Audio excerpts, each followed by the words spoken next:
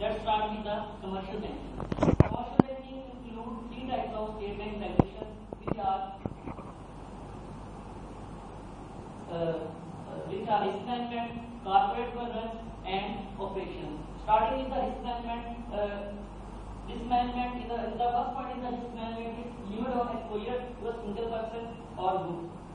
The total exposure, the total outstanding exposure to a single person or group should not exceed 30% of the bank security, and also in case of groups, it should not exceed 50% of the bank security. The next regulation is about the contingent liability of the bank. Contingent liability is also called the off-balance sheet liability, or those liabilities which does not appear on the balance sheet of the bank. These liabilities are obligations which are conditional to the occurrence of some future event. The total contingent liabilities of banks must not exceed the rent and the bank has all the shares of any company but not more than 5% of its equity.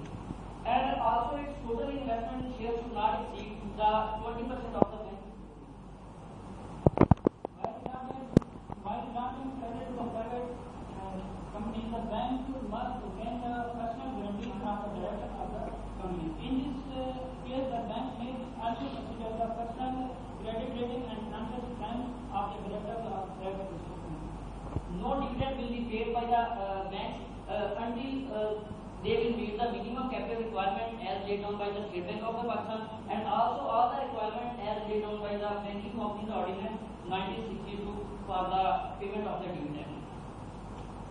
Next section of regulation is about the corporate governance of the bank.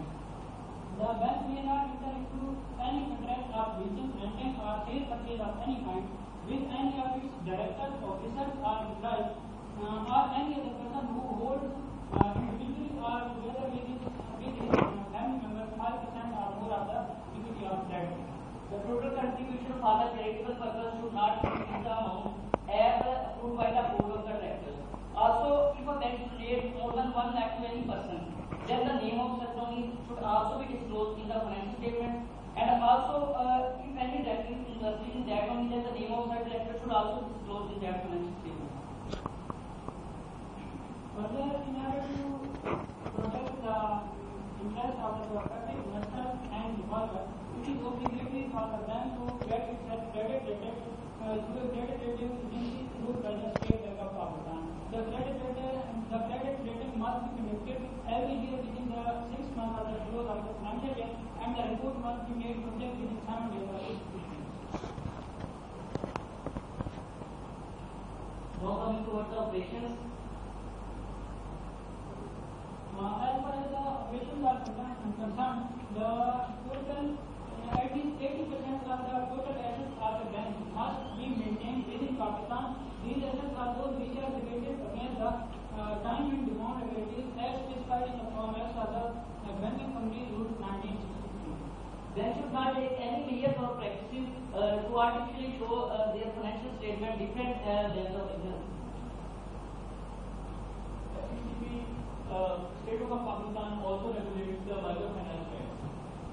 So these regulations are also called the prudential regulations for the microfinance banks, and these regulations are applicable to all the microfinance banks which are licensed by the State Bank of Pakistan. The first regulation is about the minimum capital requirement.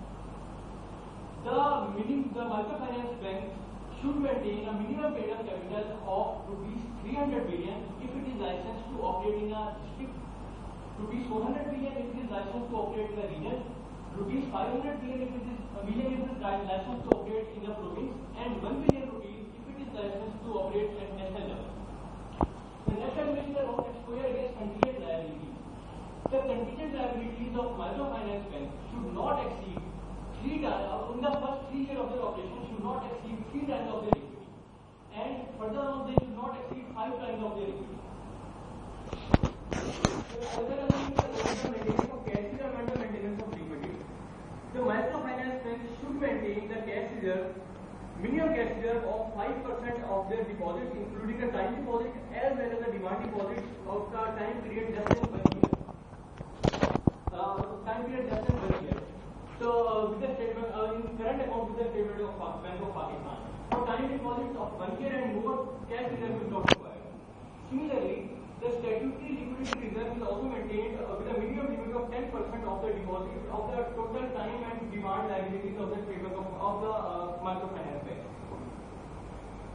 lag with a more than 1 year, the statutory liquidity reserve is also not required. The next is the statutory reserve. Microfinance bank should maintain a statutory reserve in which it must transfer 20% of its annual after-tax profit until such reserve becomes equal to the paid-up capital. Let's suppose that a company makes a profit of 1 billion rupees in a year.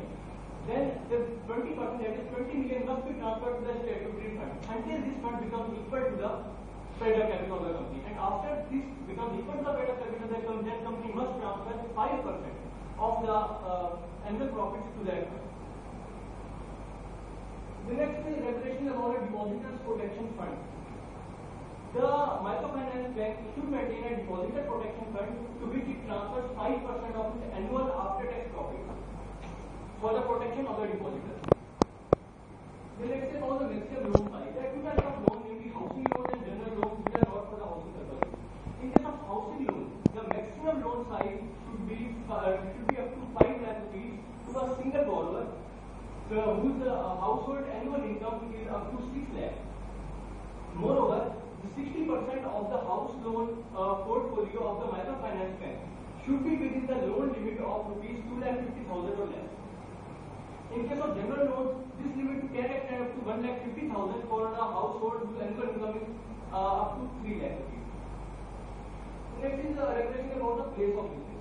The microfinance banks cannot open any new place of business without prior permission or in writing of the State Bank of Pakistan.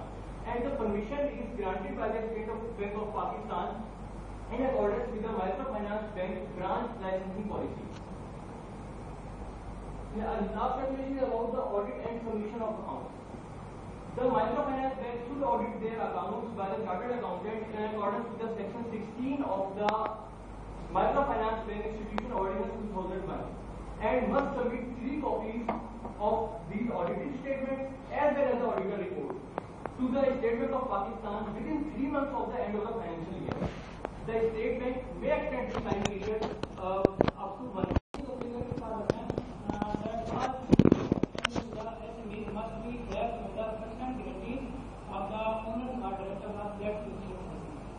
The next regulation is about the third-party exposure limit. The maximum exposure of State Bank on a single SME is not more than 75 million rupees.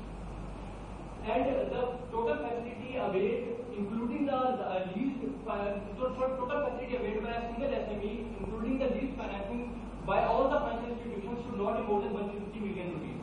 But in the absence of leased assets, it should not be more than 100 million rupees. Banks also shows that the SMEs are properly utilized license or loan for the same purpose for which they acquired their account. In case of SMEs, the bank shall not provide any facility in which any of the bank's employees, officers, or directors is interested person. Any facility in which the personal interest of any person who holds 5% or more of the equity of the bank shall not be provided to the person. Let's move to the next sector, that is the agriculture financing.